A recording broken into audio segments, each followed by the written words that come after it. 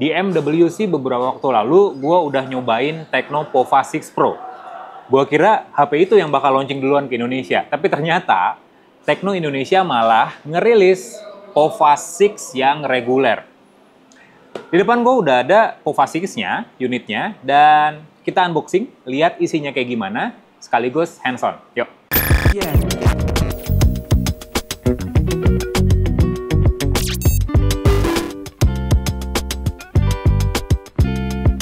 Jadi ini box dari Tecno Pova 6 yang reguler, yang standar. Jadi ada dua varian yang meluncur di Indonesia, RAM-nya 8GB dengan storage 256GB, sama yang varian paling tingginya itu RAM-nya 12GB dengan storage yang sama. Nah, di sini ada ya beberapa fitur utama lah ya dari Tecno Pova 6, mulai dari baterai gede, fast charging yang kencang, layar yang cepat, dan juga panel AMOLED. Di bagian depan langsung disuguhin dengan karakter dari Free Fire. Cakep nggak? Cakep ya? Nah, unit yang akan gua unboxing sekarang ini warnanya Comet Green. Jadi ada 3 warna, Comet Green, Grey, dan juga warna biru. Nah, ini salah satu warnanya Comet Green. Di sini ada informasi spesifikasi lagi dari Tecno Pova 6. Kayaknya baru deh ada smartphone yang masukin full spec-nya di dalam dusnya. Biasanya cuma fitur-fitur utama aja, tapi ini spek lengkap loh yang di sini. Di bagian belakang ada desain dari Pova 6-nya. Ya, nanti kita lihat kayak gimana unitnya.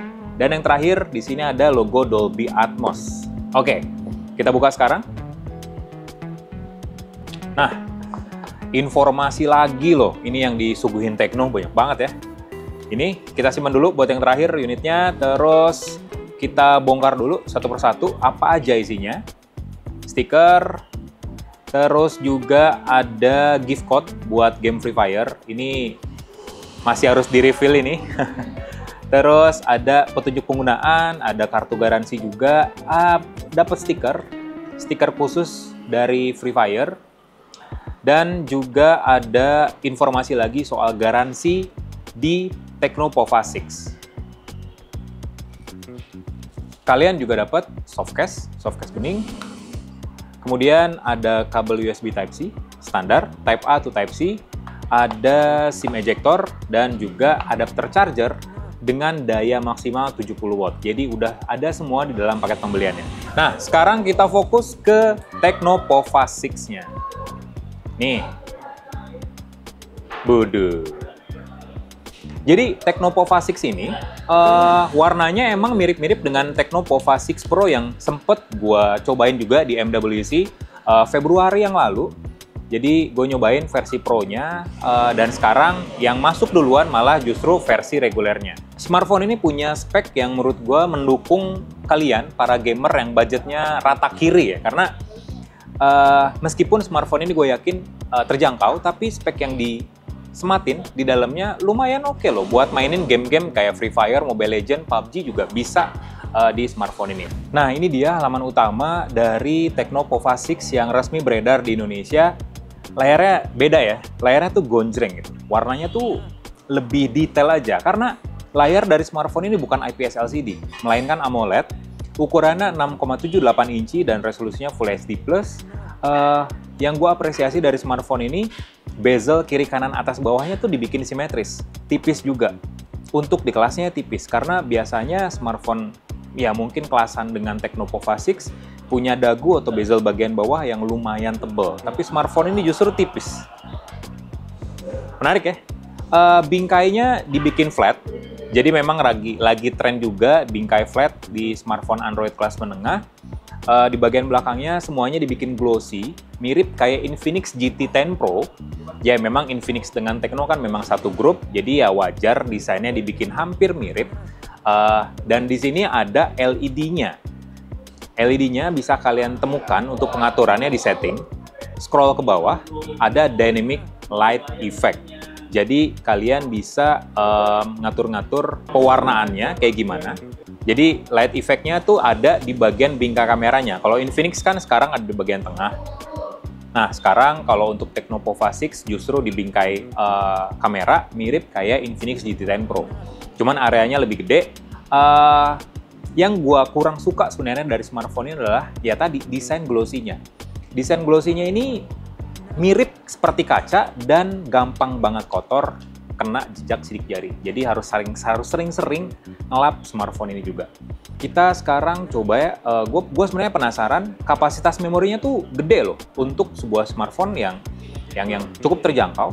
Gue penasaran dia dukung microSD nggak? Dukung, coy.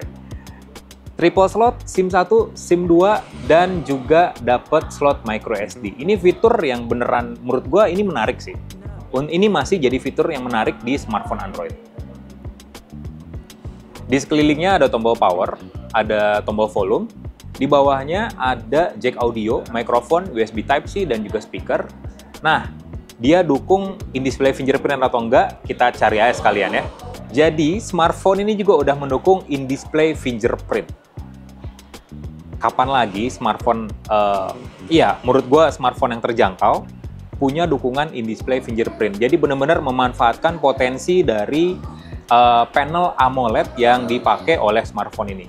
Sekarang kita cobain untuk responsivitasnya. Lumayan cepat. Coba lagi ya. Lumayan cepat lah ya. Oke, masih soal layarnya. Jadi tadi Full HD Plus, udah pasti kalau OLED dukung dark mode juga yang lebih hitam warnanya. Dan smartphone ini pun udah ngedukung refresh rate sampai 120 Hz. Nggak dynamic, tapi untuk beberapa game yang kerja sama dengan Tecno, dia udah support gameplay di 90 FPS, Free Fire dan Mobile Legends. Untuk dapur pacunya sendiri, smartphone ini udah berjalan, udah pakai prosesor MediaTek Helio G99 Ultimate. Jadi ini udah dituning oleh Tecno sendiri, beda dengan Helio G99 standar. RAM-nya 8GB dan juga 12GB yang support RAM virtual sampai 2 kali lipatnya. Jadi untuk varian 8GB dia punya RAM total 16GB, storage-nya 256GB, dan yang menarik, baterainya 6000 mAh. Klaimnya Tecno, baterai segede ini bisa bertahan sampai 12 jam nonstop buat dipakai main game. Ditambah lagi fast charging-nya 70 watt yang bisa bikin full charge smartphone ini dalam waktu 50 menit aja. Untuk kameranya, jadi smartphone ini tuh punya sepasang kamera utamanya 108 megapiksel. Sementara untuk kamera depannya, dia pakai sensor 32 megapiksel. Jadi ini udah cukup banget sebenarnya untuk dijadiin sebuah smartphone yang all-rounder, karena dari kameranya juga sensornya udah lumayan, 108 megapiksel, selfie-nya 32 megapiksel, ada LED flash juga, dan didukung oleh sistem pencitraan berbasis AI. Oh ya, satu lagi, smartphone ini udah berjalan di sistem operasi iOS versi 14, basisnya Android 14, dan banyak juga fitur-fitur untuk ningkatin pengalaman kalian buat main game. Ada game mode, terus juga ada game mode pastinya. Nah, di sini kalian bisa mengatur game space. Jadi di game space ini seperti app library lah ya, kalau di ROG series gitu. Jadi game-game yang udah kalian install bakal tampil di sini. Formatnya landscape. Terus di tiap game kita juga bisa mengatur performance-nya kayak gimana, terus juga FPS-nya kayak gimana. Jadi kita bisa tuning performance dari smartphone ini. Jadi ada 3 mode, power saving, performance mode, dan equilibrium mode. Jadi ini versi yang menengahnya. Terus juga kita bisa ngatur GPU-nya kayak gimana, teksturnya, terus juga filternya kayak gimana, controller juga bisa. Kita bisa mengatur sensitivitas layar dan juga enhancement network. Jadi jaringan khususnya buat kalian yang suka main game kompetitif yang online. Oke, gitu aja unboxing plus sedikit hands-on dari Tecno Pova 6 yang resmi meluncur di Indonesia. Jujur, pas video ini dibikin gue masih belum tahu berapa harga dari smartphone ini. Ya mungkin kalau ngelihat dari seri sebelumnya ya sekitar 2 jutaan mungkin ya. Tungguin aja video-video lainnya di Use On Tech. Asalkan kalian like video ini, kasih komen, share juga jangan lupa, dan subscribe kita. Bye!